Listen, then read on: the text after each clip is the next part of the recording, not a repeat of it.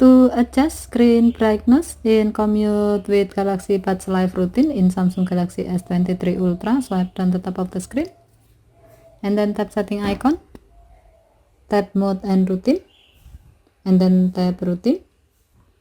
While you are in the routine screen, tap commute with Galaxy Buds Live routine. Now tap brightness. To adjust screen brightness level, slide the brightness adjustment bar to the right to get a brighter screen, or slide it to the left to get a dimmer screen. As the example, we will set the screen brightness level to 70%. Next, tap done button to save the change.